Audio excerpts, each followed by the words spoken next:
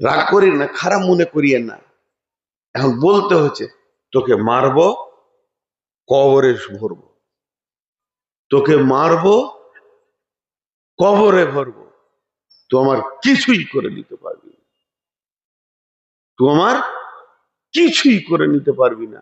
হাজি ভাই, খোপাকাঠিতে একটা লোককে মেরে আমি কবরে ভরে দেবো, এলাকার লোক আমাকে ছেড়ে দিবে?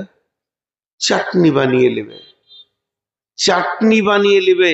ওই কবরে যাওয়ার আগে আমার কবরটা হয়ে যাবে, মেরে কেউ রাখবে না। কিন্তু একবার চিন্তা করেন, 1 সেকেন্ডের যদি চিন্তা করেন, এই কথাটা যদি আল্লাহ বলে, এই কথাটা যদি আল্লাহ বলে, আমি কোনো একটা ছেলেকে বলছি আমার বয়সের ছোট, তোকে মারবো, মেরে কবরে ভরবো, তখন আরো 20টা ছেলে বলছে খালি গায়ে হাত দে, দেখ তুই, তুই একবার গায়ে হাত দে দেখ, ওকে একটা থাপড় মারতে মারতে তোকে লাশ বানাচ্ছি কিনা। কিন্তু এই কথাটা যদি আল্লাহ বলেন, তাহলে পাশের ছেলেরা বলবে?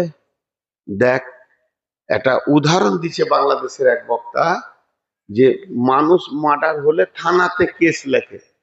পাশের বাড়ি একজন খালেক বলে মার্ডার হয়েছে, ওর বেটা দৌড়তে দৌড়তে মোটর বাইক নিয়ে যে হরিশ্চন্দ্রপুরে থানায় বলছে স্যার কেস লিখতে হবে, লেখেন কেস লেখেন। আমার পাশের বাড়ি, নাম হলো আব্দুল জব্বার, একটা জায়গা সংক্রান্ত ঝগড়া করে আমার বাপকে মার্ডার করেছে, কেস সঙ্গে সঙ্গে লিখে নিল, সঙ্গে সঙ্গে পুলিশ হাজির, কেস লিখে নিল। পরের দিন আব্দুল খালেক মরেছে, আগের দিন, পরের দিন বলেছে জমিরুল পাশের বাড়ি, ওর বেটা দৌড়ে চলে গেছে কেস লিখতে। থানা বড় বাবু বলছে বলো বলো কে মেরেছে, বলছে আজরাইল। কলম ফেলে দিয়েছে। আজরাইলের বিরুদ্ধে আমি লিখবো, ও যদি ঘুরে আমাকে ধরে? ও মাস্তানের খবর কেউ নিতে পারে না। আল্লাহ 2খানা মাস্তান ছেড়ে দিয়েছে পৃথিবীতে, আর একটা মাস্তান সিঙ্গার নিয়ে দাঁড়িয়ে আছে, পৃথিবীকে চুর চুর করে দেবে। ওই আজরাইলে একটা ছাড়া আছে, কারো বাবার ক্ষমতা আছে 1 ঘন্টার জন্য ওকে জেলে ভরি দিই। প্রতিদিন মার্ডার, প্রতিদিন মার্ডার, প্রতিদিন মার্ডার, ওরা কাজই হচ্ছে মার্ডার করা। আমি এক জায়গায় বলছিলাম আজরাইলকে জেলে ভরেছে, তো ঝোঁকে বলছে ঘুমের ঘরে, হ্যাঁ কোন থানায় ছিল, বলছে আমাদের থানায়। তাহলে খেপা তোর ঘুম ছেড়েছে? বলছে না, আজরাইলকে কেউ জেলে ভরবে না।